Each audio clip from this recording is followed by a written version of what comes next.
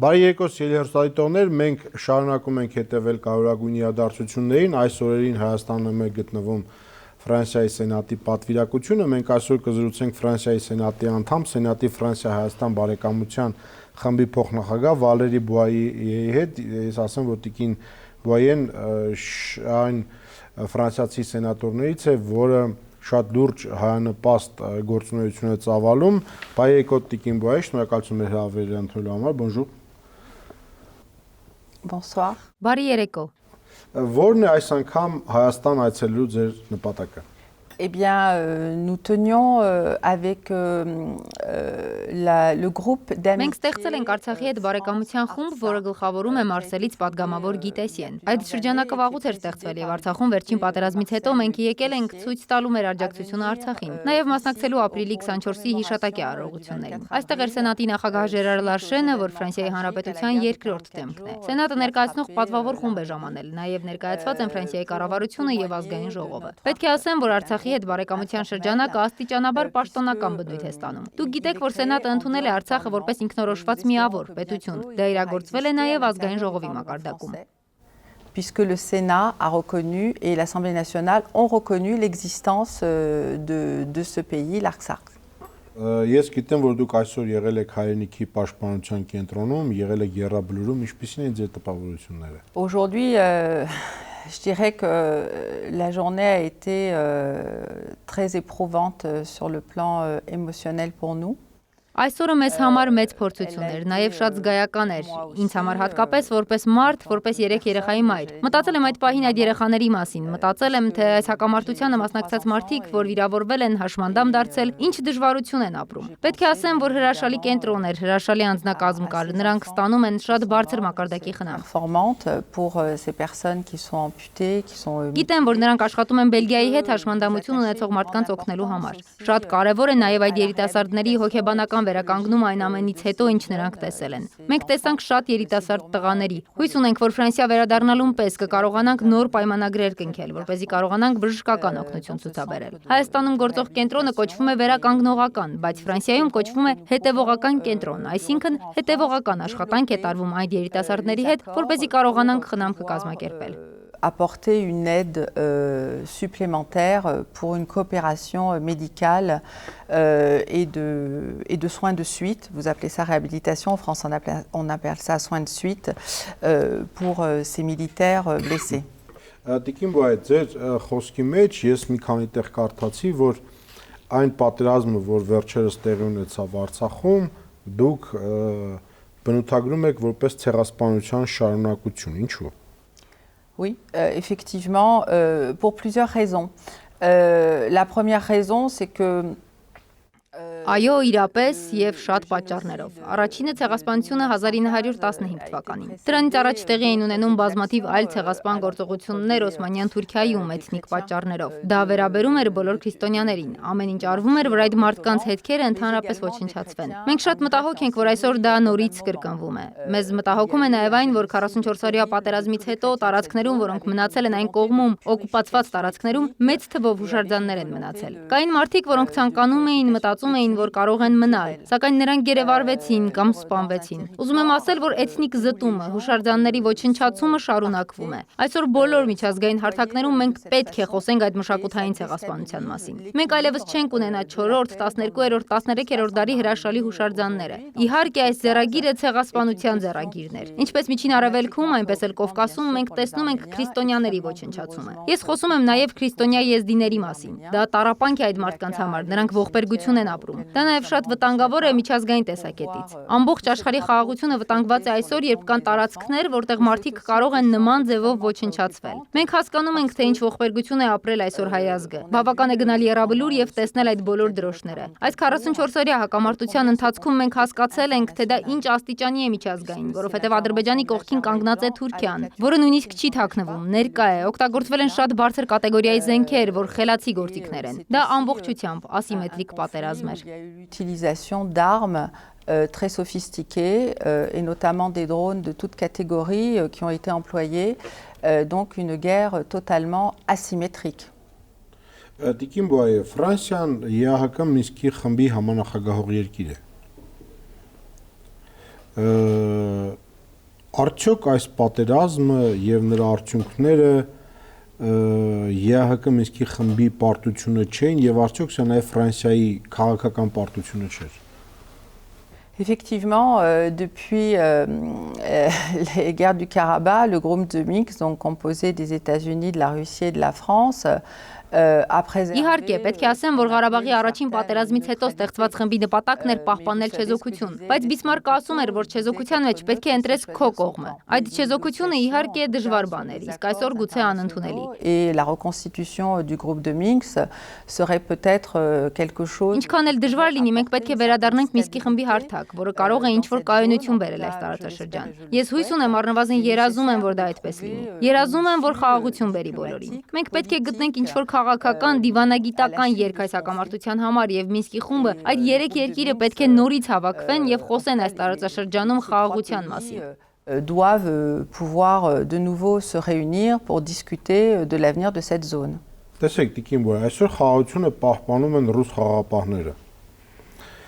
Եվ նրանք այստեղ են մնալու եւս 4.5 տարի, ըստ հայտարարության, եթե կողմերը հետագայում չհամաձայնվեն։ Ադրբեջանը, Թուրքիան ասում են հարցը լուծվել է եւ ակնհայտ է դրանք դա ինչպես են պատկերացնում։ Նրանք սպառնալիքը էլի քսենոֆոբիան, ատելությունը, ռասիզմը այդ քարոզությունը շարունակում են։ Եվ պարզա, որ նրանց համար պատերազմը չի ավարտել եւ նրանք ուժն են հասկանում, հա։ Դուք նշեցիք, որ Թուրքիան օգնում է Ադրբեջանին շատ առարկայական։ Մենք սպասում էինք պատերազմի օրերին, որ Ֆրանսիան կճանաչի Արցախի անկախությունը։ Մենք ակնկալում էինք առարկայական օգնություն։ Շատ կարևոր է հումանիզմը, շատ կարևոր է հումանիտար օգնությունը, շատ կարևոր է այն դիվանագիտական եւ բարոյական աջակցությունը, որ Ֆրանսիան տալիս է հայ ժողովրդին։ Դա շատ մեծ բան է։ Բայց երբ չկա առարկայական օգնություն, իսկ մենք տեսնում ենք, որ տարածաշրջանում իրականությունը որոշում է միմիայն ուժը։ Ինչպես եք դուք պատկերացնում հետագան այս առումով։ C'est difficile pour moi de vous répondre aujourd'hui de cette façon parce que je ne suis ni membre du gouvernement, ni membre. Ինձ համար դժվար է ձեր հարցին պատասխանելը։ Ես ոչ միջազգային կազմակերպության ներկայացուցիչ եմ, ոչ էլ կառավարության։ Ես ընդհանրապես սենատոր եմ, Հայաստանի հետ բարեկամության խմբի անդամ։ Այո, հասկանում եմ հայերի վիճակը, որը շատ ողբերգական է եւ բարդ։ Եթե մեծ երկրները չմիջամտեն, ապա այստեղ չի կարող լինել որևէ ապագա եւ լուծում։ Justement, plusieurs grands pays et effectivement on ne peut que saluer l'action de la Russie. Իհարկե մենք էլ ենք ողջունում ռուսական կողմի նախաձեռնած գործողությունները, որոնք այս իրավիճակում այո փրկել են բնակչությանը, որովհետև չեմ ուզում մտածել, թե այս հակամարտությունը մինչև ուր կարող էր հասնել։ Մինսկի խումբը մի ձև է, բայց գոնե միջազգային հարթակ է, որը պետք է կարողանա միջամտել այնպես, որպեսզի միջազգային բոլոր հարթակները, օրինակ ՄԱԿ-ը, կարողանան բացի բժշկական եւ սանիտարական օգնությունից երաշխավորել նաեւ խաղաղությունը։ Այդ կազմակերպությունները ունեն բավարար կշիռ եւ այդ կազմակերպությունները պետք է կարողանան երաշխավորել, որպեսզի նոյեմբերի 9-ի հայտարարության կետերը կատարվեն։ Որպես ֆրանսիացի սարսափելի ազդվել էի Ադրբեջանում վերջերս արված ցուցադրությունից։ Իհարկե, հնարավոր չի այդ ագրեսիվությունը ընդունել, ինչպես չի կարելի ընդունել ու հասկանալ, թե ինչու են ջարդուփշուր անում հուշարձանները։ Իհարկե, առաջնահերթ խնդիրը գերիների հարցն է։ Այս բոլորը պետք է լինի բանակցությունների թեմա Հայաստանի բարեկամ երկրների հետ, որպեսզի բոլորը միասնաբար միջամտեն եւ դադարեցնեն այս ամենը։ Et les pays amis de l'Arménie. Դուք գիտեք, որ մենք շատ սուր է հիմա գեյների հարցը եւ Հայաստանը ստեղ ունի շատ մեծ աջակցության կարիք միջազգային հանրության կողմից։ Մենք կարող ենք ակնկալել Ֆրանսիայի աջակցությունը։ Alors totalement. D'ailleurs, Guy Tessier, le président du groupe d'amitié France-Axart, Այո, իրապես բարեկամության շրջանակի ղեկավար Գի Տեսիեն եւ Ֆրանսուଆ Պուպոնին բանաձև են ներկայացրել ազգային ժողովին։ Ես եւ մի քանի այլ սենատոր գերիներին վերաբերող բանաձև ենք ներկայացրել Սենատ։ Կարևոր է, որ բոլոր միջազգային հարթակները զբաղվեն այս հարցով։ Կարևոր է, որ 1915 թվականին Կովկասում իրագործվածը չմոռացվի միջազգային հանրության կողմից։ Այլապես դա կդառնա մոռացված ցեղասպանություն։ Les Russes, les Américains, les Européens dont les Français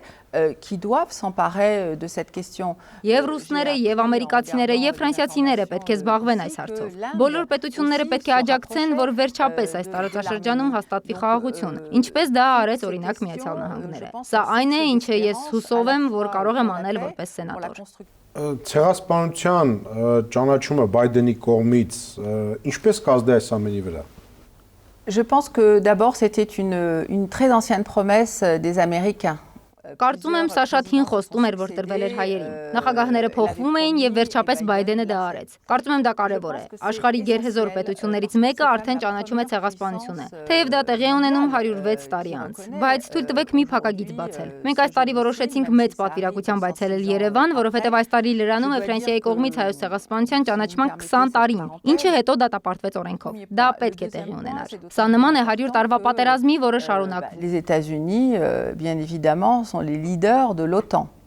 Donc, et la Turquie fait partie de l'OTAN. Ամենակարևոր փաստերից է նաև, որ Միացյալ Նահանգները առաջնորդող են ՆԱՏՕ-ում, իսկ Թուրքիան ՆԱՏՕ-ի անդամ է։ Ասել ցեղասպանություն 44-օրյա պատերազմից հետո, Ֆրանսիայի ճանաչումից 20 տարի հետո։ Բայդենը ընտրվեց հենց այդ պատերազմի ժամանակ։ Ես կարծում եմ, դա հույսի նշան է, դա կբերի նաև մարդու իրավունքների միջազգային ճանաչմանը։ Եթե աշխարհի մեծ պետությունները նման քայլեր անեն, ապա միայն դրական է։ Սա ոչ միայն քաղաքական հարց է, նաև համաշխարհային արդարության հաստատման հարց է այսօր ապրող հայերի համար։